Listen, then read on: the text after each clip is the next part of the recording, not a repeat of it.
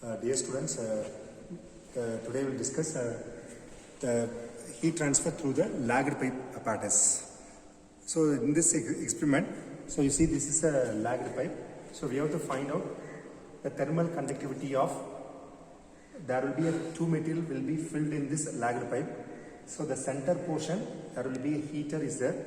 Above the heater, there will be filled with a asbestos, and above the asbestos, the sawdust can be filled. So after this, so there will be packed and sealed. So this entire portion is called lagged pipe.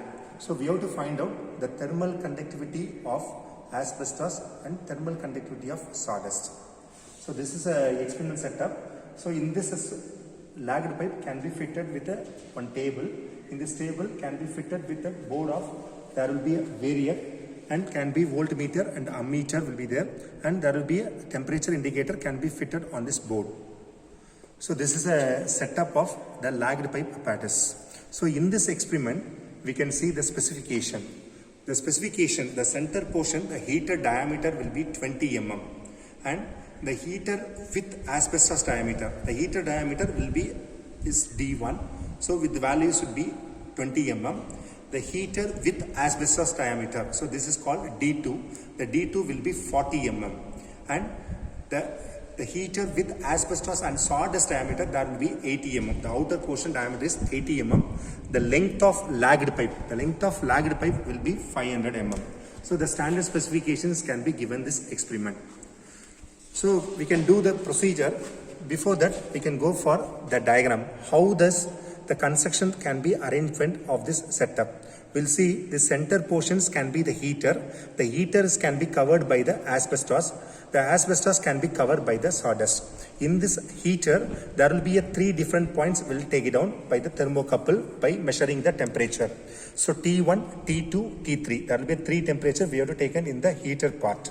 In this asbestos part, same as a heater, we can take another 3 different points like a T4, T5 and T6. That 3 temperatures we have to taken by the attached by the thermocouple by measuring the temperature. And the last one, the outer portions, there's a sawdust portion, we have to taken by T7 and T8 by using a thermocouple wire. So this is the diagrammatical setup for the inner portion of this lagged pipe. So T1 and T2 and T3 for the temperatures refers to heater, and T4 and T5 and T6 will refers for asbestos, and T7 and T8 will be refers for sawdust. So this is a arrangement of the various thermocouples will be in this lagged pipe apparatus. So after we can see for the entire setup, we can switch on this power supply. So we can set the standard voltage and current. First, initially we can adjust in the variac. We can set the initial voltage and current. So this is the first step for this experiment. After setting the voltage and current, what we have to do? So by getting power supply, the heaters can be heated. The heat is transferred from the coil to the asbestos. So again, that heat that transforms into the asbestos into the sawdust. So the heat will be transformed from all these portions inside the lagged pipe. So there will be conductions will be taken place inside this lagged pipe. So due to the conduction, so there will be the temperatures will be displayed on this by using a thermocouple on the temperature indicator screen. So we have to wait for another first 2 to 3 minutes.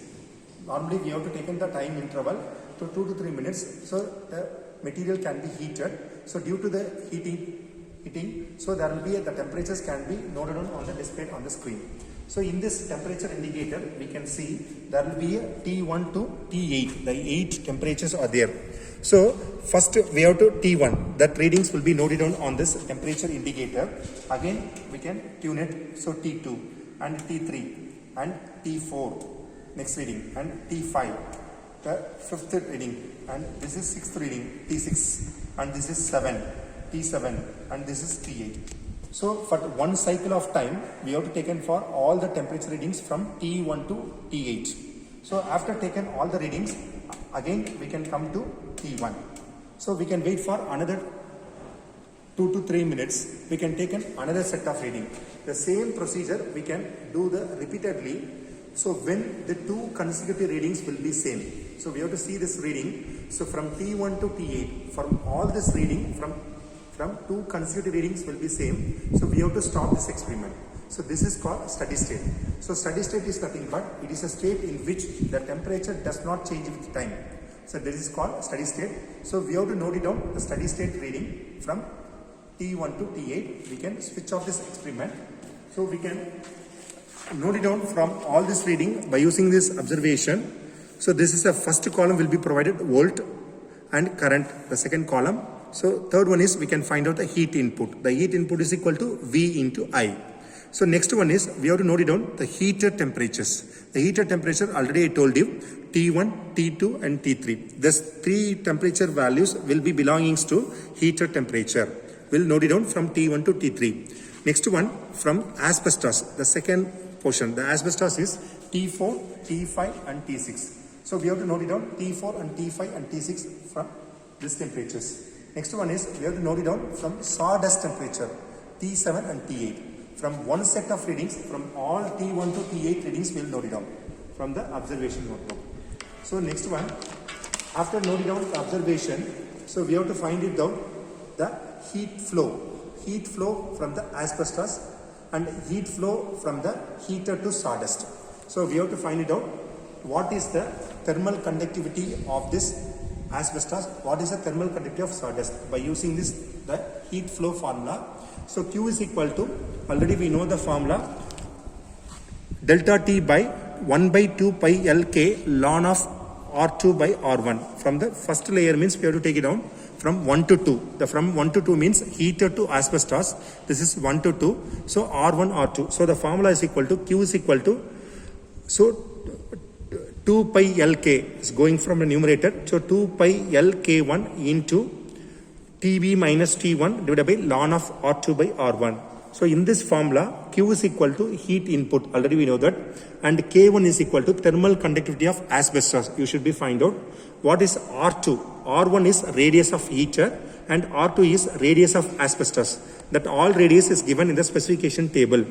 And what is the TB? The TB is nothing but heater temperature. The heater temperature is T1 plus T2 plus T3 by 3. And TA is refers to TA or T1. Both are same. Is asbestos temperature is T4 plus T5 plus T6. So we have to find out from all the readings R1, R2 and TB and TA and Q. We can substitute in this the formula, find out K1.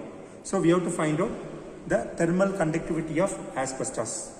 Next formula is heat flow from the heater to the outer surface of sawdust. Same as like of asbestos, only the formula will be changed. So Q is equal to delta T by 1 by 2 pi L K2 from 2 to 3. So ln of R3 by R2. So Q is equal to 2 pi L K2 into TV minus TA divided by ln of R3 by R2. This is a formula. So first we have to find out all the values. So already we know that Q value and K2 you should be find out. And R2, already we know that in the specification table, R2 is equal to radius of asbestos and R3 is equal to radius of heater pipe. Already we know down.